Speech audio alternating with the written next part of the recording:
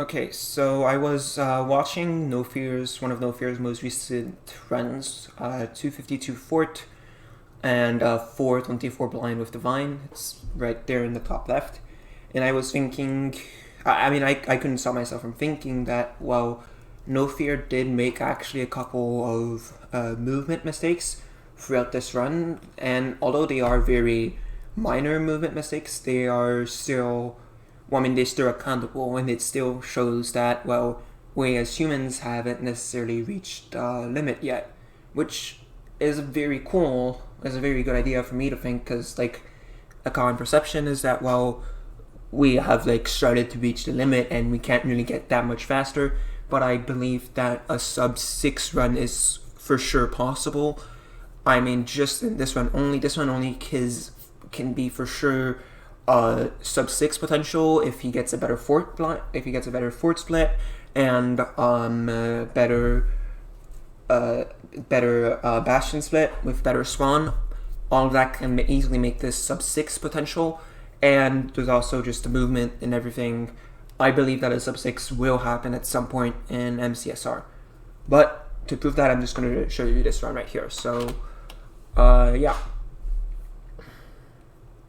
So we see NoFear's going to spawn in right here. He does BT. This BT is actually, he does make a slight mistake here. NoFear is going to go to the left first here, and you will notice that then he scans and realizes that he's messed up. So this just right here, instead of going to the left here, he can go to the right. It's actually known that the spike is here, because if we just go back, you can see that right before that spike goes down, and he's already looking to the right. So NoFear should know that there's nothing over here, and that he has to go more towards the right of these trees here. But instead, he moves towards the left, then uses spin, before then realizing that he has to move towards the right. This BT is pretty normal. The movement is fine here. It's just no movement. I mean, of course, there is technically a second check right here, which does make it slightly slower, but other than that, it's really just fine. And the second check is fair. The BT is also pretty far, which, I mean, it could be one chunk nearby or something, but this BT is pretty far. So he's gonna slow in down here. Binds the block. Sets everything. And it's actually going to take a bit of drowning damage. And actually, this is very interesting. So NoFear, while looting, his looting is pretty fast. This video is much slower than it usually is, but he's going to make a mistake. I don't think I caught it here. Yeah, there you go. So he loots this, and then misclicks with the iron.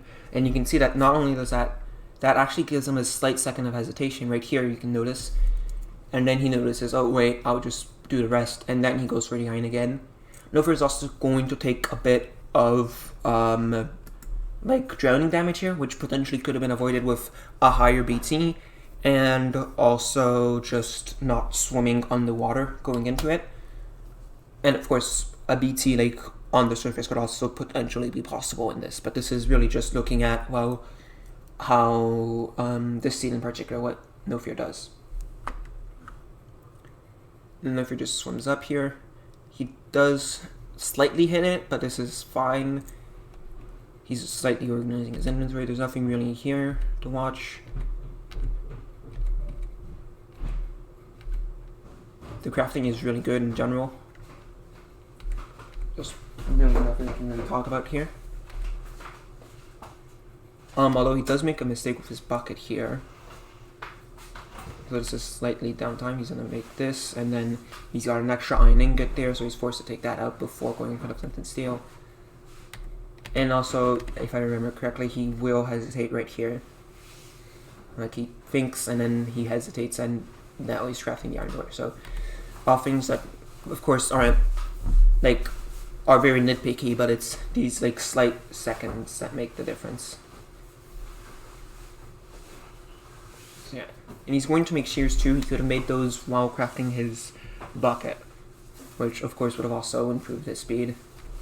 Leaf breaking is very random, but it could be optimized. I mean, missing a couple blocks, and he's going to throw his leaves, his shears first. And as much as throwing shears makes sense, I think it's better to pick them up afterwards because they instantly break leaves. So if you've got to place blocks and break them afterwards, using your shears can be a really good way of doing that. Yeah, he then finds instantly this. He doesn't have to go so far. He can probably boat just a little bit more. And then he's going to mess up his portal building right here. So he places this, and then hits miss hotkeys here to the doors. So he's going to have to switch back and do that. And miss hotkeys is actually that's not the only time he will do that. Other than that, this portal building is very smooth.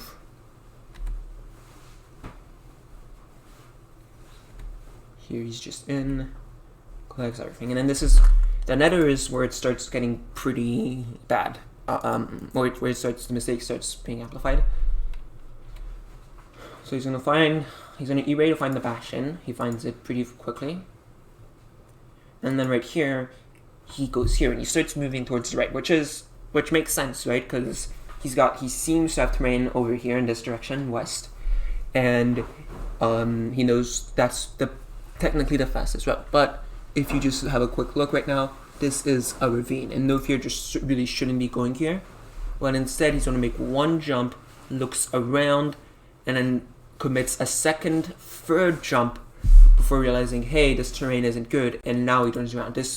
All of this could have been eliminated. This is some pretty bad time management. If he just moves to the left first, has a quick look, he notices that's a ravine, and then he can move here. Technically, there could have been a path that led to the bastion right there, but it's those small mistakes that do make a difference in the end. But yeah, NoFear then just runs quickly towards the core. This is pretty bad. Here, NoFear can for sure at least hit his heads on these blocks, but also place leaves on these top blocks right here, and be able to do that. Instead, he's just going to jump normally, which is much, much slower.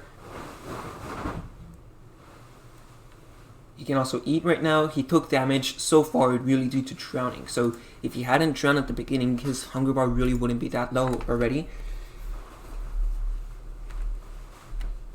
But it's pretty much fine so far.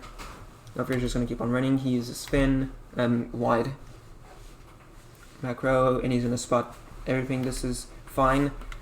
A bit of a movement. Once again, something that can be done is to just jump down and clutch with the boat, although that is much riskier. I think it's something that speedrunners might actually try getting consistent to, because I mean it's very much faster than placing the boat down and going down into it. Mostly when you've got terrain like this, where you're completely safe actually. Jumping down and placing the boat down. He's also going to miss his boat land here by aiming directly down. So that's not great. And he's actually going to take a bit of damage over here, which also isn't ideal. We really want to minimize all of the damage we can potentially take throughout the run. But it's fine. He's going to notice that this is a single triple stables. He's got two ways he can route this. He could either move to the left over here and then come back up, or he can go down. I think this is the best way to do it, because this would have been annoying with the pigment there. He does take fire damage here, but once again, he can just jump down and clutch here. This technically would be faster, although it is a much more riskier play. That's a good boat break. He's now jumping. Good leaf placing. There goes here. This is really good blocks here, but he should be using head hitters there, at least one, to slightly speed up. Instead, he doesn't. He's running up. There, he's going to use his head hitters, which is great. And here, he's actually going to make one of the worst mistakes in his runs here. So he's going to break this block, which is great thinking, and then he tries to hotkey to his gold. And ideally, with the gold here, he would be able to hit, or at least give one to this pigman and be fine. But he hotkeys to his boat instead. So if we just look back, he's going to hotkey to his boat here instead. And so he can't give this to the pigman. He has to go back to the gold, throw one, and he's going to take a bit of damage from the pigman. And then here he goes, it's really weird, it's very awkward here. He goes inside, breaks the block, places back behind, and then goes out. Here he can just run through, place the block inside. He really doesn't have to go inside of this, like, right here. Right here, he really just doesn't have to be here. He can just go right through and place the block. Good that he is using the gold pickaxe though. He's gonna break some space. But yeah, that damage tanking is actually going to impact his run more. Here, once again, this is where the shears could have been useful. Just insta-mining the shears. And this is all fine.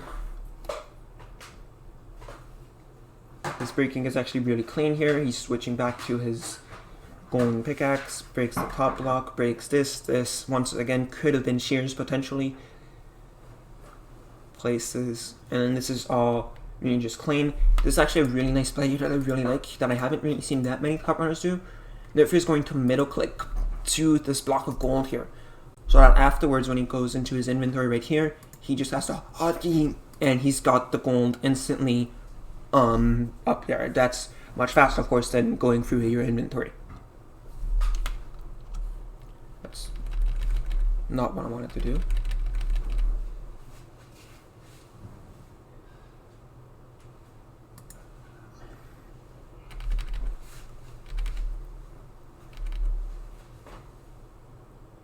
But yeah, all of this is pretty fine so far. NoFear, here he kind of does that. That's fine technically because it isn't counted, but in ranked that is of course an imperfection. Here he's going to hit this block here while going for the head hitters, which is bad. And you'll notice right here, now he needs to eat again. If he doesn't tank that damage, NoFear really doesn't have to eat right now, but he's going to be forced to eat more time. Just because of this, and yeah, there you go. He's going to be forced to eat again. If he doesn't take that damage from the pigman, that eating process just really doesn't have to be done. The rest is really fine though. He's going to get to the top. This is really clean looting here. He doesn't need those golds, like that iron technically, so he could just ignore it, but it's fine. He gets the obby here, if I'm not wrong. Okay, no, I'm wrong. It's fine. But yeah, okay. He's now running over here. This is fine. He doesn't really get anything from this chest, and now he reduces his render distance to 6 for 5 actually to prepare, and he's going to do this extra step here. Of course, this could technically be avoided, although I'm not sure if the piglins would have finished raiding, but I think they would have. Sorting inventory is fine, although technically would have been better if he could have gotten that gold already in his hotbar while looting the chest. Here's the gold throw. And the gold actually won't even land, so that sorting inventory was pretty much useless actually. He's waiting for the gold, misses it here. Now he throws it, pigmen give him a second trade, so that's also time that could have been avoided. Then he's able to loot, jumps out, and then runs away. So that gold sequence was just completely useless because he throws it, he loses quite some significant time from getting it into his hotbar, then misses the throw, then has to wait for it to come back into his inventory, and then throws it down just to not wait for the trades. So, and like, if he's going to commit that much, he should be waiting for the gold to respawn, but he doesn't.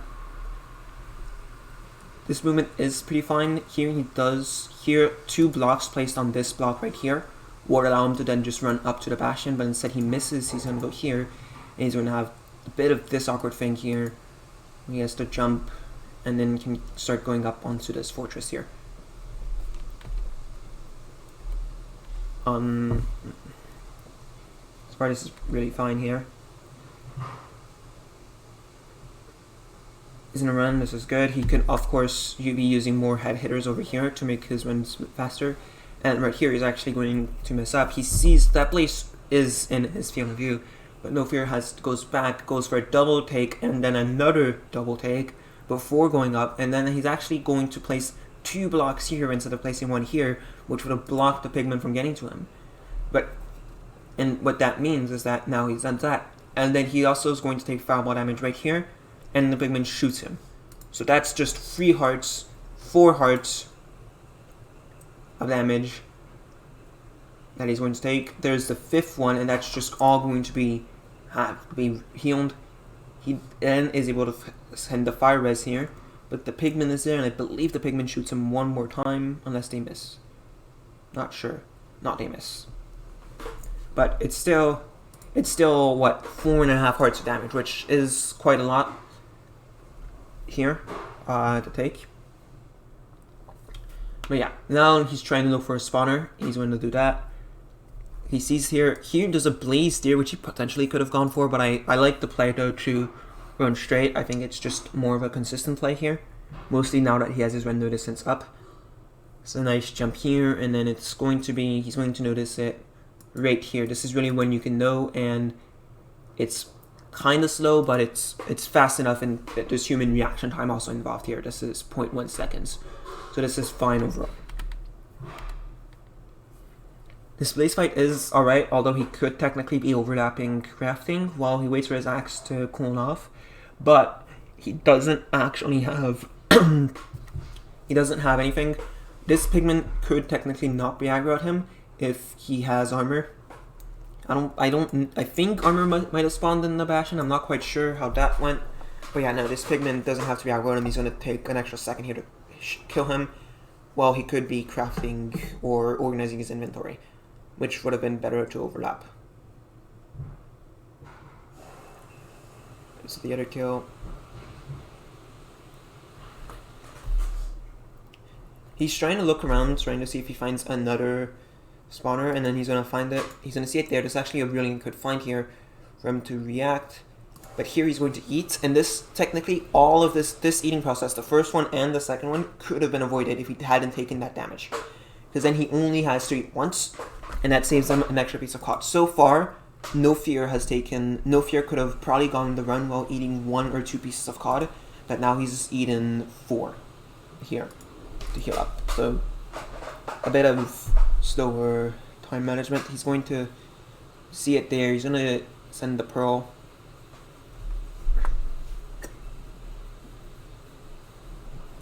Organizes his inventory. This is good.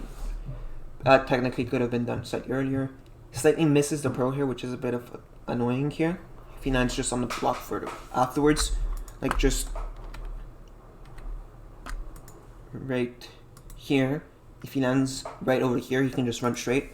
But instead he gets here, he's going to have a second jump and then realizes, wait, I'm stuck, and has to go around, which is also slight time loss. Probably like half a second of time loss, but that half a second goes far. Like, at some point, all these half a seconds start adding up, and then you've got 10-15 seconds of time loss here.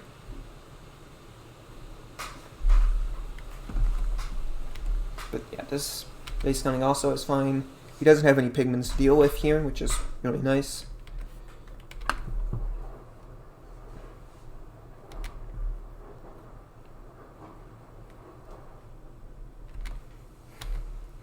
He starts breaking it here. Technically, he could be breaking with the gold pickaxe, which would make it slightly faster, but I believe he might want to save that afterwards, but I mean, he's going to have to most likely breach it, but yeah.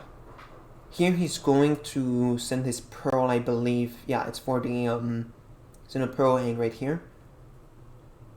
Which is fine. There's nothing really to be ashamed of here. That was a really nice pearl throw. He's able to really bring his running distance down. So then I have the pearl here.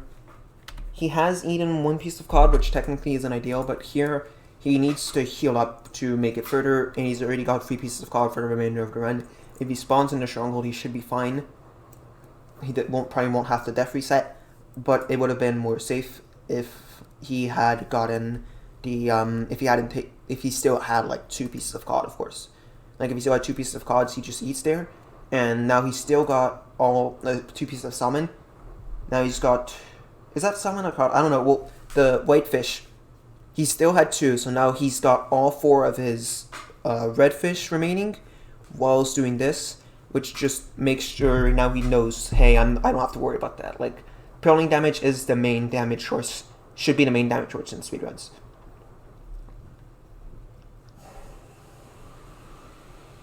Yeah.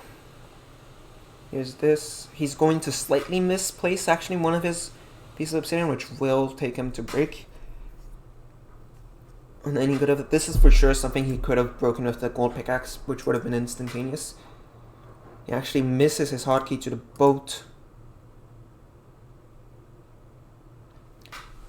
And here he's actually playing for the high roll of spawning inside of the spawner with Divine. Inside of the stronghold with Divine, which is a very fair high roll. This food eating really isn't necessary now, because now he might have the death reset inside the stronghold. This is fine. He gets caved in. That just sucks. I mean, there's not much you can do about it. Kind of just really sucks. And he was playing for the high roll of spawning inside the stronghold. So he's gonna go up. And actually not really much here. I mean, he gets on top, crafts, measures. There's really not much left here. Technically, he would be inside the stronghold here, so he wouldn't have to worry about this. It's a 600 block blind. It's not ideal, but it's fine, I guess. He also has to recraft shears here, which you wouldn't have had to do if he had kept those earlier. So, like, keep your shears. Get some wool, because he's only got 4 pieces of string. And I do believe this is it, though. I mean, technically speaking, he would have hit the Divine, so he would be fine here. It was a 1 in 3 chance. But, yeah. That's about it.